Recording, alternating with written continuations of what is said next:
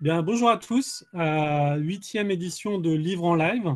Notre invité aujourd'hui, Alexandre Jardin, pour son livre Française, publié chez Albin Michel. Alexandre Jardin, bonjour. Vous avez appelé à l'émeute juste avant ce rendez-vous. Donc, d'habitude, on dit aux auditeurs, de poser des questions et on retranscrit leurs questions à la fin. Là, vous avez invité les auditeurs à poser toutes les questions qu'ils voulaient, sans filtre, les questions dérangeantes. Donc, vous êtes invités à réagir immédiatement aux propos d'Alexandre Jardin. Et pour une fois, on va mêler les questions des auditeurs à nos questions. Alexandre Jardin, alors, vous parlez avec ce livre d'une nouvelle étape, d'une nouvelle ère d'écriture, hein, puisqu'apparemment, ça sera le premier volume d'une série. Vous savez déjà à peu près combien il y aura de volumes ou... Pardon, votre question a été coupée. Je suis dans un endroit où ça passe pas très bien. D'accord. Alors, ma première question, je la poserai après. Mais d'abord, Alexandre Jardin, je vais vous poser une première question. C'est comment allez-vous? Vous l'avez entendu? Furieusement bien. Furieusement bien. D'accord. Et comment s'est passé un petit peu le confinement pour vous? Suractif. Suractif. Comme Française était bloquée, j'ai commencé à écrire Française 2. Et je suis au milieu de l'écriture de la suite de cette saga. Je trouvais hallucinant, mais hallucinant, d'écrire sur une fille qui n'a pas de surmoi, qui est la vitalité même, et de se retrouver avec un bouquin bloqué. Ça m'a semblé incroyable. Donc j'ai poursuivi la vie de Kelly, de mon héroïne, sur papier, et comme je ne supportais pas d'être bloqué, l'idée d'être confiné mais absolument insupportable. Donc je me suis précipité sur mon balcon et j'ai lancé toutes sortes de campagnes, d'abord pour faire marcher l'application qui s'appelle renfort-covid.fr pour envoyer des renforts dans les hôpitaux. J'ai monté tout un plan de com en utilisant mon téléphone. C'était quelque chose que vous avez organisé avec les fameuses ARS, dont on parle en mal et peut-être à tort et à travers, mais en tout cas, vous leur avez donné votre soutien pour amener des renforts dans les hôpitaux dès le début du confinement, en fait. On était dans l'urgence. Et il y avait un énorme problème d'affectation des volontaires, des renforts. Et parce qu'on avait le système de la réserve citoyenne, mais sanitaire, mais c'était l'armée rouge avec des fiches en carton, hein, ça ne marchait pas. Donc, pour faire coller l'offre et la demande, il y a un type qui dirige l'ARS d'Île-de-France qui a eu l'idée de faire une appli de rencontre, renfort-covid.fr, mais il n'est pas attaché de presse, il ne connaissait personne dans les salles de rédaction. Donc, j'ai utilisé mon téléphone et je me suis démerdé pour... Et on a trouvé 28 000 personnes pour nos hôpitaux. Ouais. Excellent. Puis je crois que vous avez fait fabriquer des masques aussi avec un certain nombre de personnes. Oui, comme tout le monde, j'ai bien vu que l'État bloquait, n'y arrivait pas. Donc, à un moment, je me suis dit, qu'est-ce qu'on fait? Est-ce qu'on reste tous bloqués sur nos balcons ou est-ce qu'on les fabrique? Et donc, on a lancé masquesolidaire.fr. Je me suis accoquiné avec une émission d'RTL le matin, où il y avait 3 millions de gens qui écoutaient Julien Courbet, et on a fait vider les placards des Françaises. On a récupéré 200 000 mètres de draps, et puis tout à coup, il y a eu au final quasiment 35 000 couturières et couturiers. Et puis au final, on en revendique 1 million de masques, parce que c'est ceux qu'on a pu compter. Mais dans la réalité, on a eu de réponses que de 30% des couturières et couturiers. Donc 1 million, on peut imaginer qu'on est entre 2 et 3 millions. Je dis bien on, et ça a été un boulot collectif hallucinant, avec des gens qui normalement sont compétiteurs. On a embarqué la grande distribution, on a embarqué Intermarché, Carrefour, Monoprix. Et il fallait bosser avec les commerces qui étaient encore ouverts pour pouvoir distribuer. Et comme toujours, hein, quand on demande aux gens de faire leur part, ils le font. On reste un pays citoyen. Vous imaginez que si je vous pose cette question, Alexandre Jardin, c'est pas tout à fait innocent, puisqu'on vous connaît pour vos actions citoyennes, civiques, associatives, avec les zèbres, avec votre association Lire et Faire Lire, et on entend bien dans ce que vous dites l'idée d'action pragmatique. Hum. J'appelle ça des faiseux. Ce qui m'intéresse, c'est pas tellement ce qu'on va déclarer, c'est ce qu'on va foutre. Est-ce que ça produit du résultat? Est-ce que ça fabrique des solutions pratiques pour régler les problèmes? Bon, Lire et Faire Lire, on a un problème d'échec scolaire. Je dis bien on, nous, les adultes, en face de nos enfants, parce que ce sont nos enfants. Et donc, on a mobilisé les retraités. Il y a aujourd'hui 20 000 retraités qui, dans les 100 départements français, vont faire lire toutes les semaines, sauf confinement évidemment, 750 000 enfants. Mais ça, c'est une réponse simple, pratique. J'ai l'impression qu'on peut répondre à la crise politique par des actes très simples, fiables. Au moment où plus personne n'a confiance dans personne, il faut faire des choses mesurables. Ça sert à quoi? Ça règle quoi comme problème? Ça coûte quoi? Etc. Oui, il y a une phrase dans votre livre, je trouve, qui illustre un petit peu votre propos, puisqu'on va arriver quand même à votre roman. C'est une phrase qui dit être citoyen, ce n'est plus être seul. Oui, c'est pour ça que c'est jouissif. Je ne sais pas pourquoi on nous apprend à l'école que c'est un truc un peu vertueux. Pas du tout. C'est un truc de jouisseur, la citoyenneté. C'est cesser d'être seul. C'est quitter la folie de la solitude. Et d'ailleurs, je recommande à tous ceux qui veulent s'engager d'aller draguer dans les engagements. On rencontre des gens beaucoup plus intéressants, mais beaucoup plus. Des gens qui ont une conscience, des gens qui se posent des questions. Mais simplement, tout ça, je ne l'ai quasiment jamais évoqué dans mes romans. Puisque j'ai écrit des romans, soit qui étaient des romans d'amour ou des romans d'évasion, comme L'île des Gauchers, Les Coloriers. Des romans familiaux aussi. Oui, des romans familiaux. Mais c'est comme si j'ai été pendant des années quasiment schizophrène. C'est-à-dire que je menais une vie de citoyen et on n'en voyait pas la couleur dans ma littérature. Bah, vous avez écrit des essais quand même, Oui, de propositions. oui, oui, des essais, mais pas du roman. Or, l'émotion, c'est beaucoup plus puissant que l'idée. Oui. Beaucoup plus universel. L'émotion, on va y venir, mais en tout cas, vous dites que l'émotion est subversive. Ah, mais oui, parce qu'elle est beaucoup plus compliquée à contester. Si quelqu'un vous parle avec émotion de sa réalité et touche votre cœur, ou elle touche votre cœur, alors que des théories, des arguments, des trucs, on peut toujours le réfuter. Tandis que la réalité émotionnelle d'un être humain, c'est compliqué à réfuter. C'est intéressant tout ce que vous dites et ça fera écho à la suite de la discussion, Alexandre Jardin.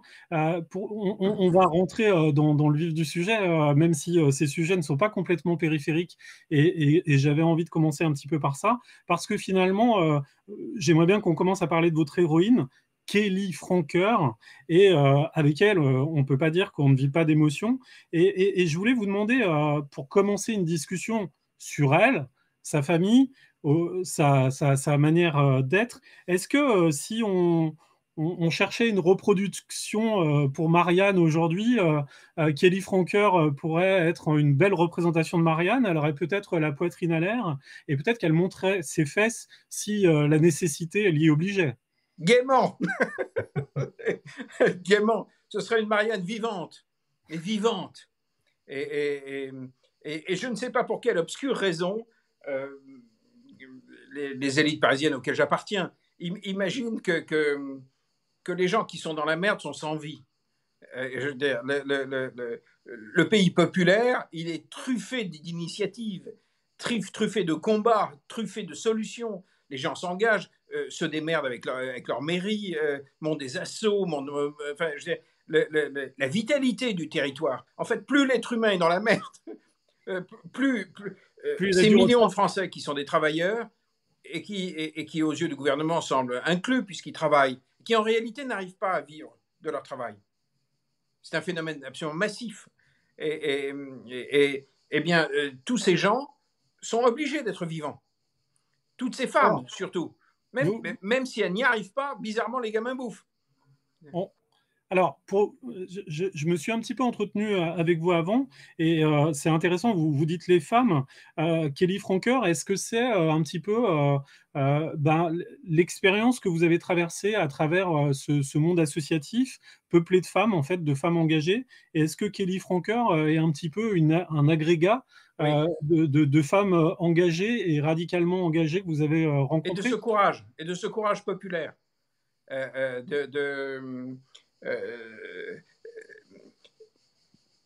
un engagé en France, c'est globalement une engagée. C'est Quelqu'un qui fait, en général, c'est une femme. c'est une emmerdeuse aussi. Dieu merci. Kelly fait partie de ce que j'appelle des femmes questions. Il y a les femmes réponses qui sont rassérénantes, qui sont apaisantes. Kelly, c'est tout l'inverse. Moi, dans ma vie, je vois bien qu'une femme n'est fondamentale dans ma vie que si sa façon d'être me pose des questions.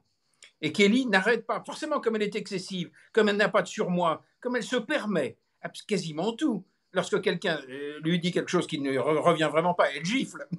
Je veux dire, Alors ça, ouais, ça c'est quelque chose d'étonnant dans votre livre, c'est qu'elle file des tartes, des paires de gifles. Elle a la gifle républicaine en quelque sorte. mais oui, mais ça démarre, elle est dans une queue dans un supermarché et il y a quelqu'un qui se permet une remarque raciste absolument infâme. Mais je ne sais pas si ça vous est déjà arrivé ou le sous-entendu pourri. Et on ne Ouais, sait ouais, pas trop ouais. quoi faire. Elle colle une tarte. Alors, elle hésite pas à gifler ses amants quand ils sont pas à la hauteur, parce que Oui. en même temps, Kelly Franker, hein, quand vous dites que c'est une expérience radicale, c'est une expérience radicale à tous les niveaux, puisque en même temps qu'elle cherche à vivre sa vie, donc elle est institutrice. Je précise à votre place, hein, quand même, mais institutrice. Non, non, elle est prof au collège, Voilà, vacataire. vacataire, hein, donc Oui, précaire en quelque sorte dans l'éducation oui. nationale. Et puis, Très maltraitée. en quelque sorte. Et puis, elle a décidé de vivre sa vie sexuelle pleinement, en tout cas, puisque sa devise n'est pas du tout l'eau tiède. Et vous dites que la vie n'est pas un concours de calme. Ça m'angoisse, le concours de calme. Mais surtout, pour parler des milieux populaires, je voulais une héroïne euh, en sur-régime de vitalité. Donc je ne pouvais pas essayer d'écrire le roman vrai d'une société en passant sous silence la sexualité de cette femme. D'autant plus que ça a une signification politique. On voit bien que plus il y a eu une crise sociale qui a frappé les classes moyennes françaises, plus on a vu aussi cette surconsommation sexuelle à travers le phénomène des applis. C'est le plus grand antidépresseur gratuit. Quand on n'a plus rien pour consommer, il reste ça. Et donc Kelly, par moment, elle fait ce qu'il ne faut pas faire. Elle s'abîme, elle se perd. Mais elle retrouve sa vitalité. Et très souvent, je ne suis absolument pas d'accord. Pour moi, une héroïne vivante, c'est une fille avec laquelle on n'est pas d'accord. Puisqu'elle me pose tout le temps des questions. Et ce qui me réjouit en ce moment, c'est que je reçois énormément de messages de femmes qui se permettent, en lisant ce livre, Le, le, le, d'être elles-mêmes. on a un bel exemple de cette femme qui s'était fait gifler dans la rue, qui a écrit un manuel à l'iconoclaste pour inviter les femmes à se défendre de ce genre de gestes. Alors, on l'a dit hein, à travers ce que vous avez évoqué un petit peu, c'est un roman érotico-politique, comme le nomme Elle Magazine, qui fait votre éloge. Euh, alors, Kelly Franker, elle a aussi une famille. Elle a deux sœurs, Cerise et Cindy. Et Cerise, elle est addicte à autre chose que le sexe. Elle est addicte, pour vous, à quelque chose qui empêche un petit peu les gens dans notre société, finalement, d'y aller, quoi, de se confronter aux choses, d'en découdre. C'est le point de vue de sa sœur. C'est le point de vue de Kelly. C'est pas, Cerise. je fais parler Kelly. C'est elle qui raconte le roman. Oui, oui, oui. Mais je ne suis pas forcément d'accord avec Kelly. Hein. Oui, oui. Mais Vous pouvez, je trouve le point de vue sur Cerise assez intéressant. Mais on a bien vu que l'explosion du développement personnel et de tous ces manuels, il y a de tout, il y a des choses absurdes et des choses formidables, mais l'explosion de tout ça, au fond, ça a été une manière aussi de supporter un capitalisme fou, qui n'est plus un capitalisme d'entrepreneur, euh, mais totalement financiarisé. Et ce qui rend fou aujourd'hui, lorsqu'il y a une fermeture d'usine, comme dans le roman, c'est que autrefois, lorsqu'une usine fermait, c'est qu'elle perdait de l'argent. Aujourd'hui, elle perd, elle ferme et elle jette dans la misère des gens parce que l'actionnaire, un fonds de pension lointain, pourrait gagner plus ailleurs en délocalisant. Je, Euh, je- je pensais que vous seriez un petit peu plus virulent sur les pratiques de cerise, mais alors faites attention parce que vous avez appelé les auditeurs à vous poser des questions dérangeantes. allons-y, Si vous, allons-y. si vous restez dans le milieu du gay, Alexandre Jardin ne va pas s'en sortir. Euh, Elle a une autre sœur, Kelly, c'est Cindy. Et Cindy, il y a quelque chose d'assez joli pour décrire sa beauté au début. Vous dites que c'est une femme fruit. Et puis, cette femme fruit, elle va se voiler. Elle fait partie de ces gens qui vont chercher leur absolu, là où ils peuvent le trouver, dans une société fracassée, dans une société difficile. Et elle va être tentée par l'islamisme. J'ai été très frappé de m'apercevoir que une grande partie des gens qui étaient partis, qui sont partis en Syrie, venaient de villages normands, venaient de la ruralité française. De banlieue Oui. lyonnaise aussi, ouais. Venaient de. Et je me souviens de l'interview d'un maire à la télé qui disait: mais pourtant, on a fait tout pour les jeunes. On a mis du ping-pong. Et le type ne voyait. Et du kayak. Le type ne voyait pas que pour des gens de 20 ans, c'est l'aspiration à l'absolu, à l'aventure d'exister, à la confrontation avec des questions radicales, c'est mieux que le ping-pong et que la virée chez Leclerc le samedi. Et donc, ces trois sœurs, dans le roman français, elles incarnent trois destins populaires, trois incompréhensions dans une société devenue aberrante. Mais ce que je voulais, c'était suivre ces filles, écrire un roman de filles. Il y a d'autres filles, hein. Il y a Leïla qui tient le Café Zèbre. Mais moi, j'ai une affection un petit peu particulière, même si c'est pas un personnage très important, mais c'est pour la mère de ces trois sœurs. Elle s'appelle Laurette. Et Laurette, je la cite, c'est délicieux les cochonneries. Mais oui, parce qu'elle était à un moment, elle était à la fin de sa vie, elle était un peu gâteuse, et donc tout à coup, elle n'a plus de couvercle, elle n'a plus de surmoi. Et donc, elle se lâche, et elle se met à dire la vérité sur son passé, la vérité sur le passé de leur famille. Et donc, elle est inconvenante. Elle est plus que dérangeante. J'adore leur mère. Euh, mais je voulais raconter Alors, des femmes de plusieurs générations. Alors, il y a des femmes, mais aussi il y a, on va dire, les amants de Kelly, hein, Francoeur, qui ont une importance. Il y a Didier Dulaz, et puis il y a Pierrot. Et en fait, c'est ces deux hommes, en quelque sorte, dans le roman. Et ils ont une importance parce qu'il y en a un qui est maire et médecin, et l'autre qui est, en quelque sorte, poète et débrouillard. Et tous les deux vont prendre la société de plein fouet aussi dans la figure. Oui. Euh, En fait, lorsqu'une société devient aberrante, d'abord, il est extrêmement compliqué d'aimer. Euh, Lorsque Kelly se retrouve dans la grande banlieue parisienne et qu'elle elle croise son homme 3 heures par nuit dans le même lit parce que l'organisation de la vie est compliquée, c'est très difficile de s'aimer. Euh, Aimer un homme qui est absolument surendetté, qui est donc en tension permanente, c'est extrêmement difficile. Euh, et moi qui ai écrit des romans d'amour, qui étaient souvent des romans d'amour idéal, comme Fanfan, L'île des Gauchers, ce sont des romans dans lesquels personne n'a de problème avec l'URSSAF. Personne le zèbre ne se confronte pas avec l'aberration du système de Pôle emploi. Et je voulais que ces filles soient confrontées à des amours absolument incarnés dans la réalité sociale française. Je voulais que la France puisse se lire. Or, se lire aujourd'hui, c'est lire un roman fou, totalement fou.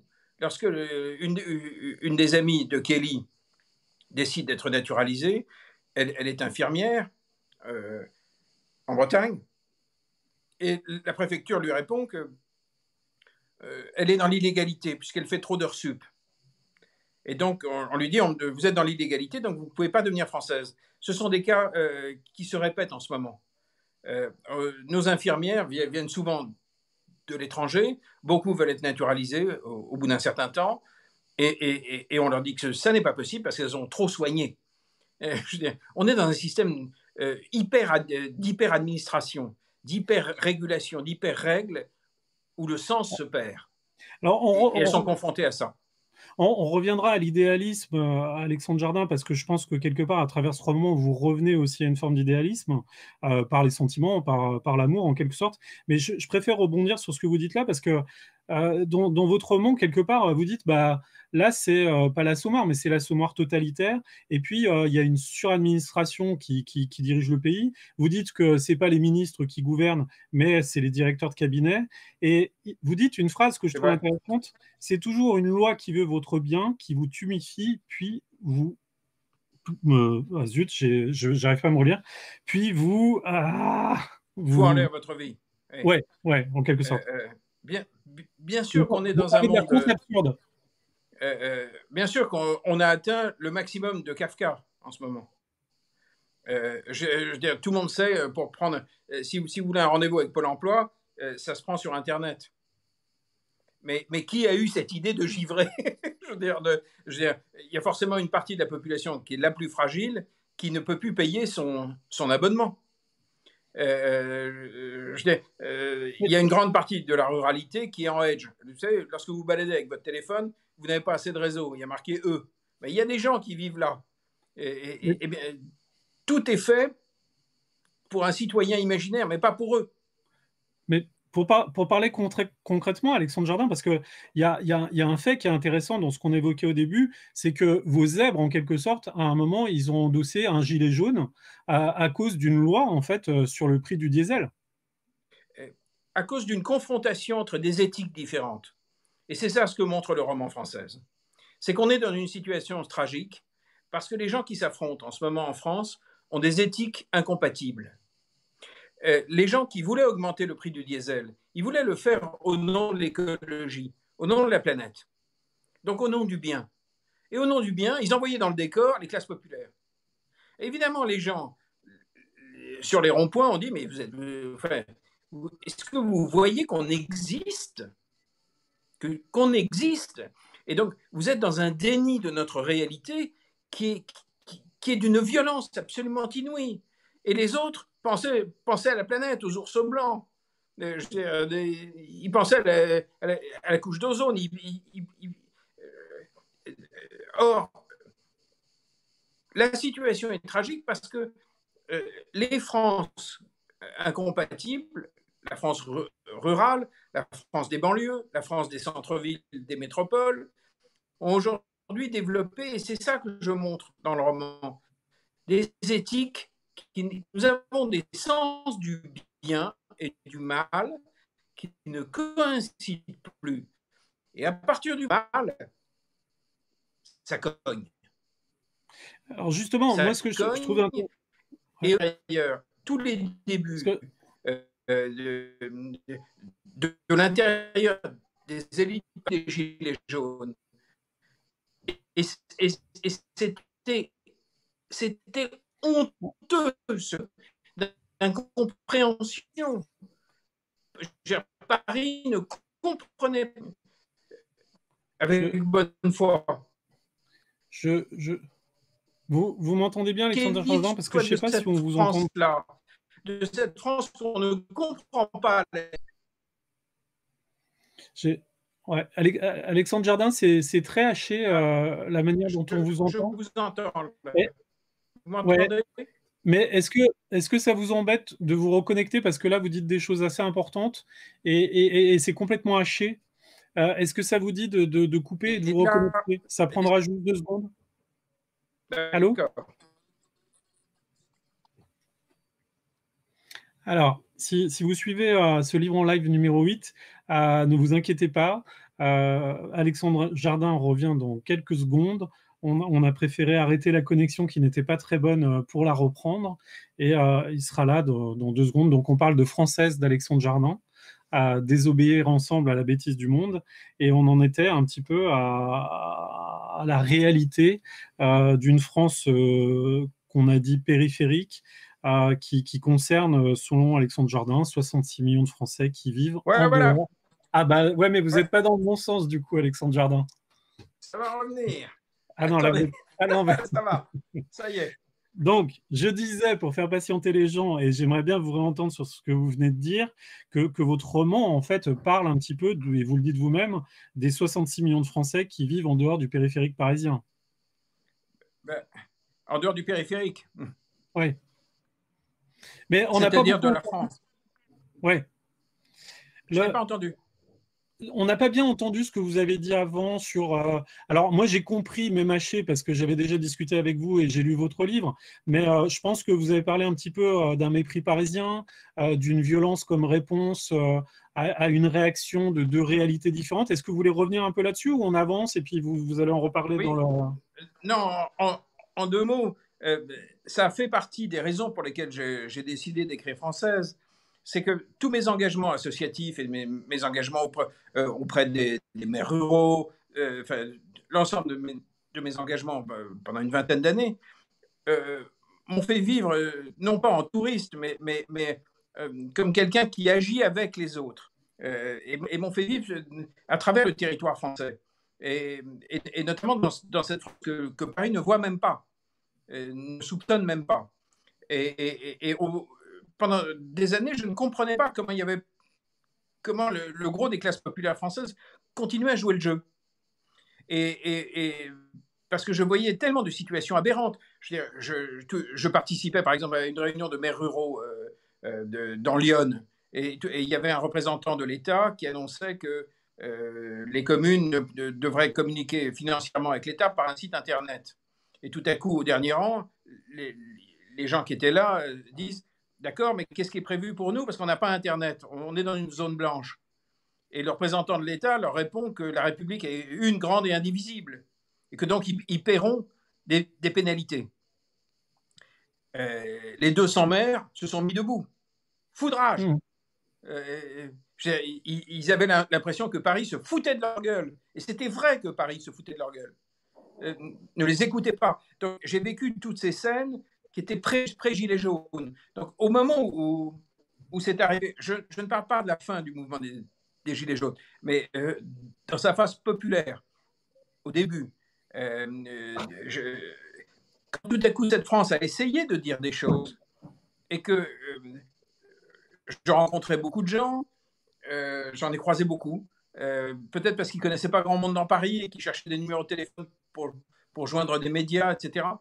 Et, et, et lorsque je racontais ce que je vivais au microcosme parisien, ils me regardaient comme si j'avais dîné avec des nazis.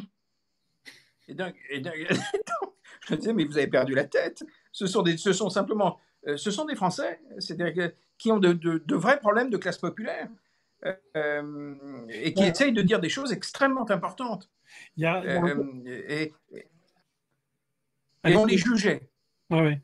Et d'ailleurs, il y a un personnage dont j'ai pas parlé quand on a parlé de Kelly Franker, parce que c'est pas un personnage de la famille, mais ça pourrait être, enfin, je laisse le suspense pour les lecteurs, un amant hypothétique de Kelly Franker, c'est Pierre Esprit, qui est un journaliste parisien. Et là, je trouve que dans le livre, il y a une lettre absolument confondante que Pierre Esprit adresse à Kelly, qui dit justement ce mépris, en fait. Comment sont considérés ces gens qui, Pierre, quelque part, à un moment, manifestent et essayent de dire quelque chose?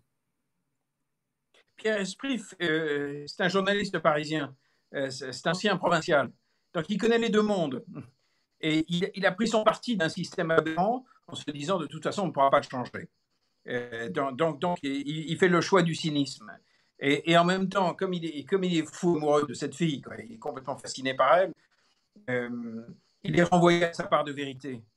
parce que c'est une femme question, ça vous pose des questions. Une femme question, ça ne vous fiche pas la paix. Donc il est fasciné, elle le renvoie à sa sincérité, comme toutes les femmes importantes. Et vous allez voir que dans le tome 2, il prend une place considérable. Alors, justement, ce Je suis en Thomas, train d'écrire. vous nous l'avez dit au début, ce Thomas, ça serait en quelque sorte de la colère à la révolte, de la baffe au Ouais, marteau. ouais. Et vous allez voir ce qu'ils vont faire dans le tome 2. Parce que notre pays reste génial. Ouais, mais Mais vraiment génial. il suffit pas d'envoyer des petites choses comme ça, Alexandre Jourdain, il faut en dire un peu plus. Vous allez voir que ce qui est extraordinaire avec la société française, c'est qu'au moment où on la sent coincée, elle est d'une créativité absolument débordante. Mais débordante. Elle invente des modèles économiques. Est-ce que je peux citer une phrase enfin, moi, au-delà justement de l'expression de la violence, au-delà d'une mauvaise manière d'exprimer les choses, moi, j'ai retenu une phrase que je trouve très belle. Le peuple aspire au sublime quand il parle de sa fatigue. Quand il parle de sa fatigue. Oui, bien sûr. Mais pour moi, vous voyez, vous sortez une phrase. Mais pour moi, j'ai été profondément bercé par l'œuvre de Victor Hugo. Et ce que j'ai appris chez cet homme, c'est qu'il y a autant de vérité chez Jean Valjean que chez Javert. C'est-à-dire qu'il montre tout le monde, il comprend tout le monde, au sens de il prend tout le monde. Et c'est ce que, avec mes petits moyens, c'est ce que j'ai essayé de faire. C'est-à-dire de comprendre l'ensemble d'une société. De montrer. Je ne suis pas d'accord avec tous ces personnages, mais ce n'est pas la question, ils existent. Ils existent avec leur vérité, avec leur noblesse, leur beauté, leur veulerie, leur tentative de participer au roman français. Et ce que je trouve extraordinaire pour un écrivain, c'est que l'histoire est en train de redémarrer. C'est-à-dire que c'est le moment où l'histoire de France redémarre, puisqu'on recompose notre identité. Et ce qui est très extraordinaire, c'est que Paris ne le voit pas, parce que ça se passe dans les territoires. Ça se passe en Vendée, ça se passe en Normandie, ça se passe dans les territoires. Le renouvellement de l'identité française, le renouvellement de la créativité sociale, associative, municipale. Là, on vient de vivre la crise du Covid. Tout le monde sait très bien que l'État a merdé. Tout le monde l'a vu.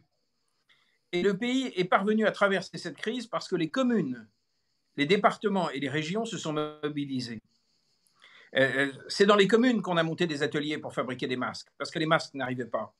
Et il y a un nombre considérable de communes qui ont fait l'impossible pour pouvoir importer des masques parce que l'État n'y parvenait pas. Il y a donc eu un regain de légitimité. Et si vous regardez de très près, il y a un nombre considérable de maires qui ont été élus avec des scores de dingue. Regardez le score je ne connais pas le score exact, mais le maire de Cannes s'est comporté en chef de guerre absolument incroyable, mais incroyable. Il a tout de suite réquisitionné le palais des festivals, il a mis les SDF, ils ont lancé des ateliers de fabrication de masques, des systèmes de livraison à domicile qui incorporaient les libraires. Les libraires à Cannes ont continué à travailler avec le système municipal. Je veux dire, ce territoire a été débordant de vie, de culot, d'audace, tout le contraire du 20h. Vive la sociale, Alexandre Jardin, donc un récit commun, un récit du nous.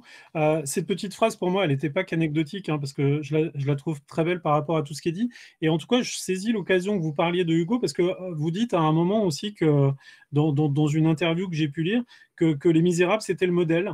Et puis souvent, dans le roman, vous opposez Stendhal et Hugo, et vous dites, pas la brise de Stendhal, mais les embruns d'Hugo.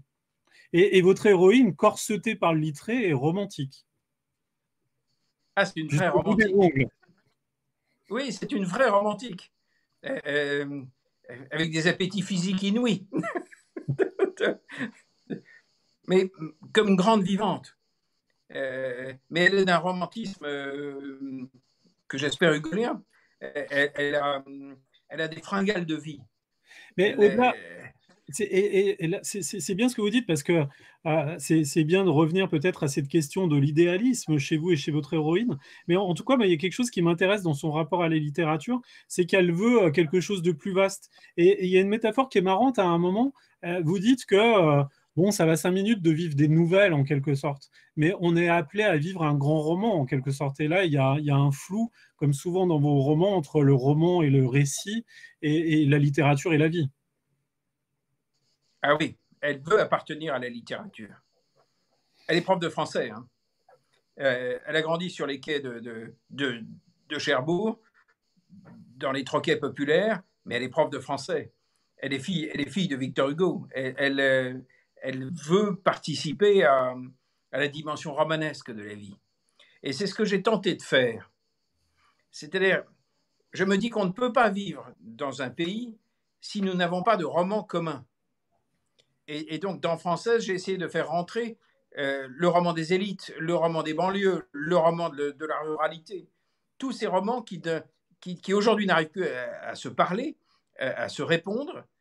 J'ai essayé de les faire chanter ensemble à l'intérieur d'un roman. Et comme il faut beaucoup d'espace, c'est pour ça que je suis en train d'écrire la suite. Euh, Parce que l'évolution de ces personnages m'intéresse encore plus que ce qu'ils sont. Mhm. Parce qu'on est dans un moment fécond. On est dans un moment tout à fait extraordinaire.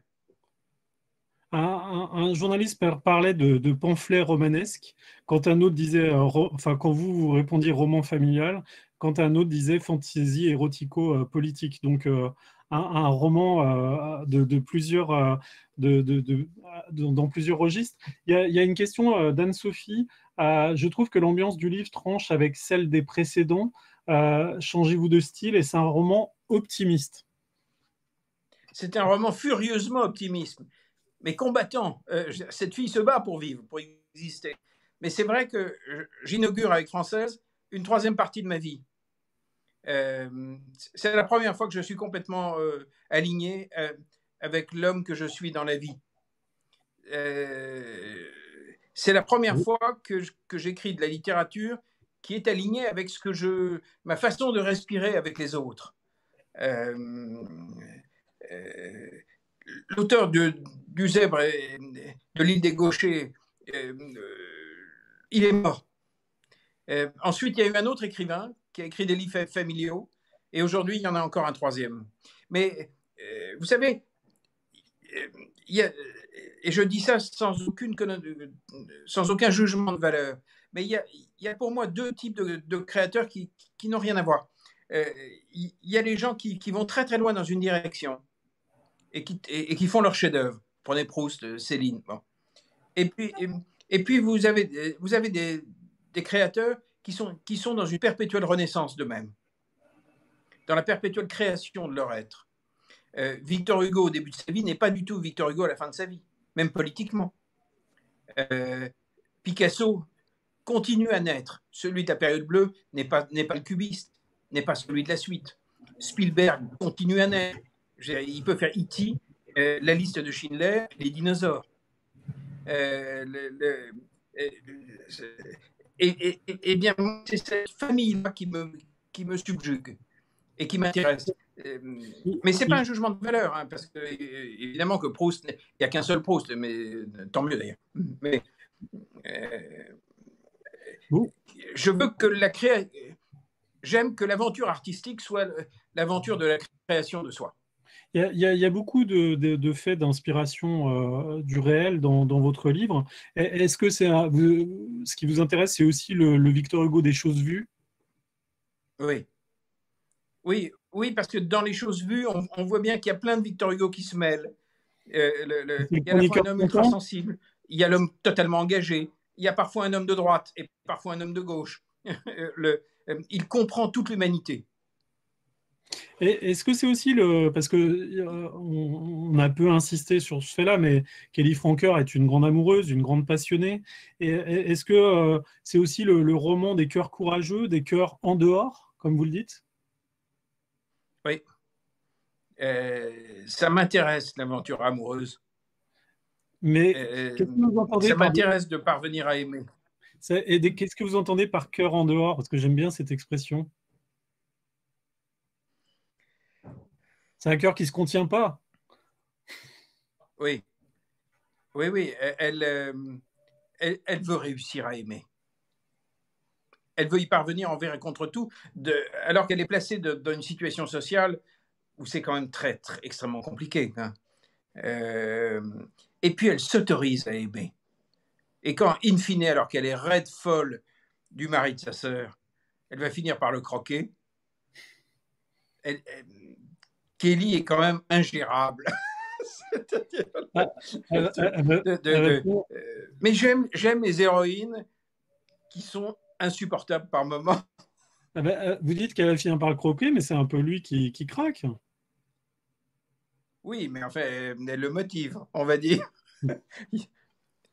Les gens Il y a toutes sortes de découvriront. scènes où quand même elle y va. Quoi. Oui. Il y a une question de Sébastien. Imaginez-vous française au cinéma? Alors moi, quand je lis cette question, je me dis, il faudrait que ce soit une fiction doc. Alors, peut-être un jour, lorsque j'aurai terminé les romans, Vous, plutôt une série. vous en imaginez combien? Je ne sais pas. Je ne sais pas, mais je vois bien que le roman français évolue en ce moment-là. En ce moment. Là, là, tout de suite, pendant qu'on parle. Je veux dire, l'épreuve incroyablement romanesque de la crise Covid a été un révélateur absolument inouï des dysfonctionnements de l'ensemble d'un système. Où tout à coup, on a vu le corps médical reprendre le pouvoir à l'intérieur des hôpitaux contre les administratifs. Tout à coup, on a vu les territoires faire le boulot de l'État. Tout à l'heure, je parlais de Cannes. Ça a été extraordinaire. Ça a été la municipalité qui fournissait en masque la police nationale. C'est-à-dire que tout à coup, il y avait un renversement, tellement le système était dysfonctionnant. Tout à coup, ça repartait d'en bas. Ça repartait des territoires. Euh, Ça a été un très grand moment romanesque aussi. Ouais. Donc, je ne sais pas combien il y en aura. Pour l'instant, j'écris le Du, tome 2. du coup, ne pas pouvoir faire la promotion de votre livre vous permet de continuer la série. Ben oui, j'étais bloqué. Je La fais la belle, promotion des masques pendant ce la, temps-là. la belle excuse. Il y a plein de gens qui m'ont dit, mais en fait, t'es fou, occupe-toi de ton roman. J'ai dit, mais non, de toute façon, on ne peut pas, donc faisons des masques et Alexandre, trouvons des renforts pour les hôpitaux. On parlera de littérature après. il y a encore une question. Vous avez remarqué, les gens sont sages hein, quand même. Vous avez lancé un véritable appel à vous déranger et pour le moment, ils se comportent plutôt bien. Anne-Olivier, bonsoir Alexandre Jardin. Il y a de la romance, une forme de communication et de l'aventure. Et en parallèle à la réalité de notre société, et vous dites de Kelly qu'elle est sage dans son impudence. Mais est-elle calculatrice pour autant? Non, elle n'est pas calculatrice. Elle a toutes sortes de défauts, elle en a plein, hein, énormément. Pas tant que ça, pas tant que ça. Mais elle est trop entière pour calculer. Elle est vraiment trop entière.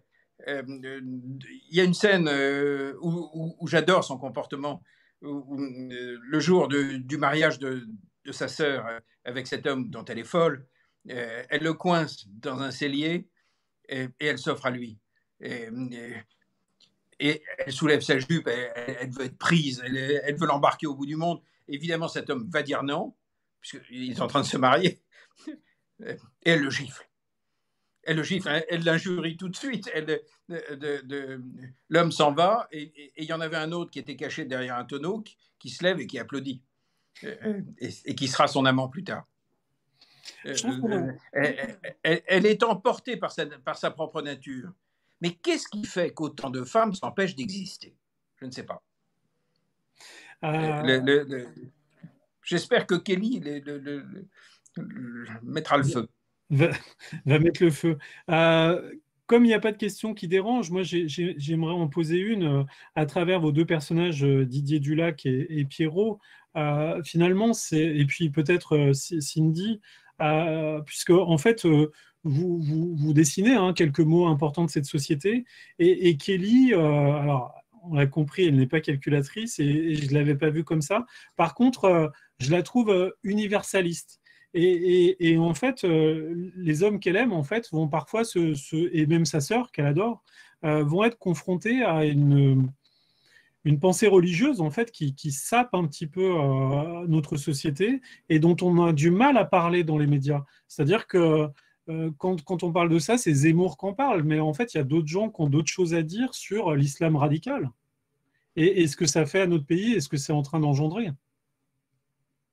Euh, alors, pour moi, c'était extrêmement important d'en parler parce que dans la tentation islamiste, pour une partie des classes populaires, pas forcément d'origine musulmane, il y a une proposition romanesque très forte, très intense, au moment où le roman national ne propose plus grand-chose.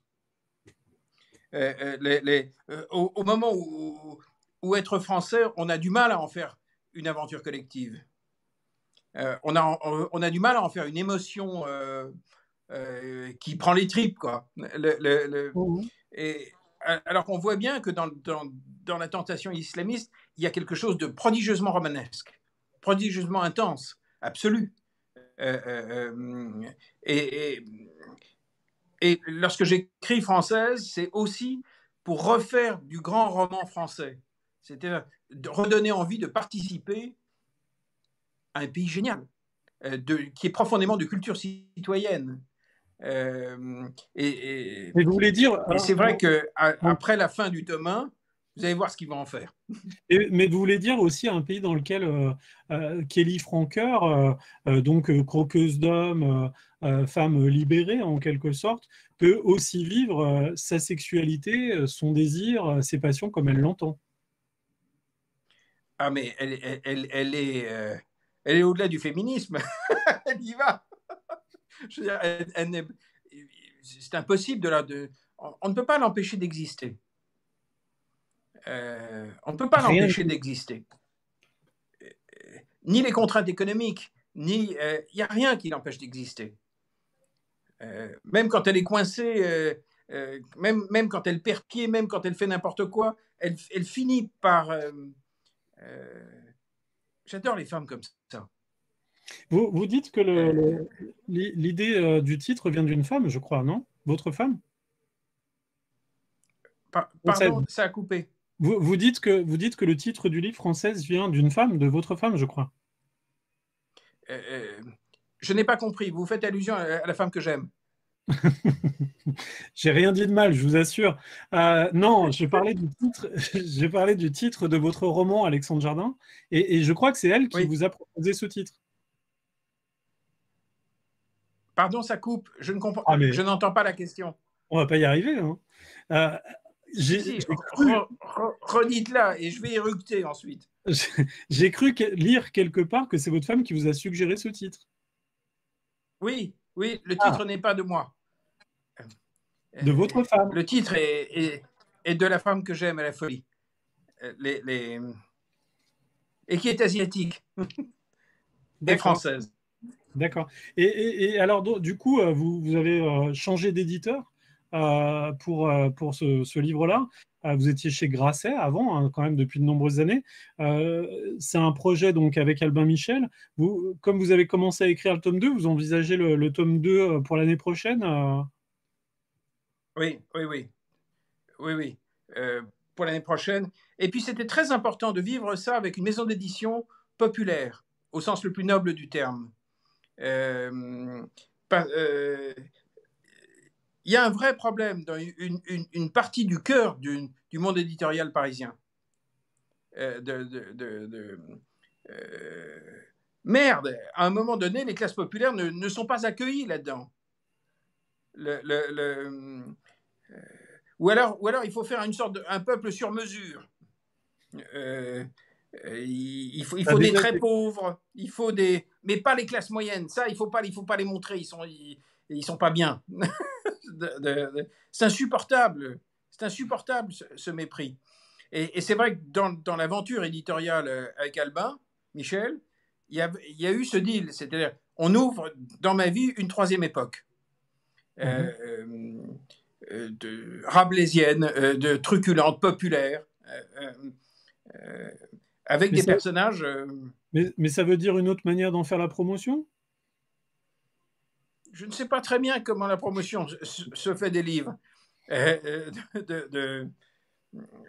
ne sait pas très bien ce qui se passe. Je pensais me faire injurier partout et à ma grande stupeur, elle m'a tressé des lauriers.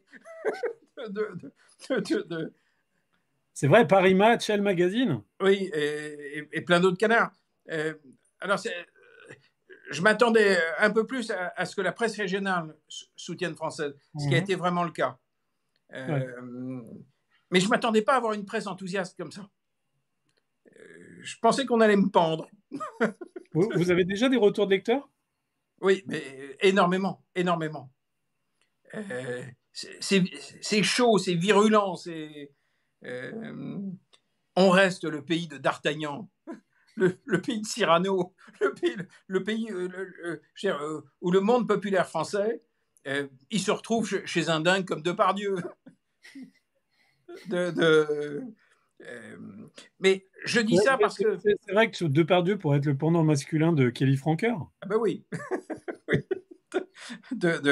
Arletty aurait fait une géniale Kelly. Ou jeune, je ne sais pas, Simone Signoret jeune aurait été génial.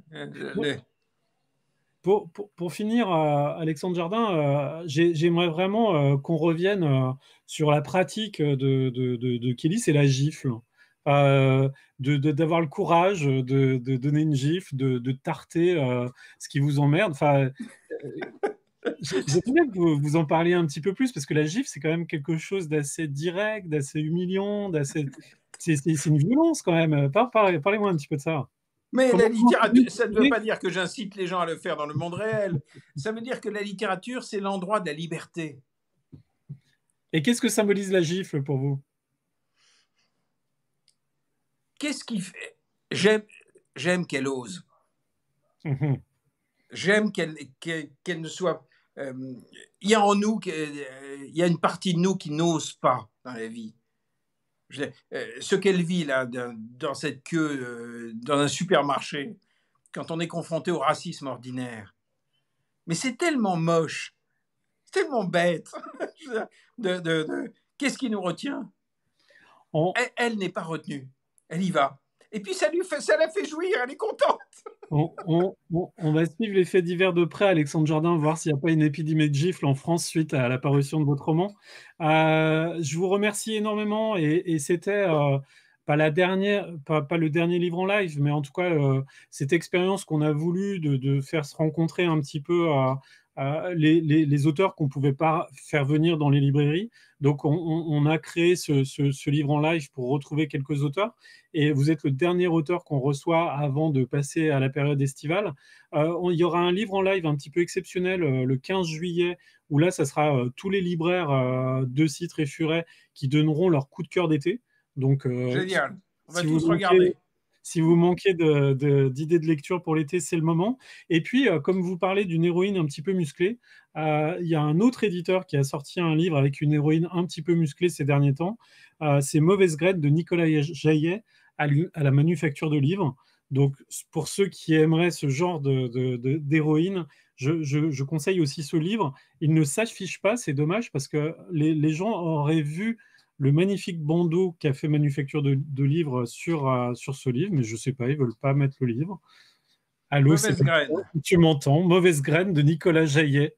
Peut-être que Sébastien s'est endormi pendant le livre en live, je ne sais pas. Mais bon, en tout cas... oui, il est en train de courir derrière une Kelly. Peut-être qu'il a rencontré une Kelly pendant l'entretien. Alexandre Jardin, merci beaucoup. Merci. Et ben, peut-être on se verra pour le tome 2 alors, de cette comédie humaine. dans un an, quand peut-être les choses seront revenues un petit peu dans l'ordre? J'écris comme une brute. Merci Alexandre Jardin. Merci.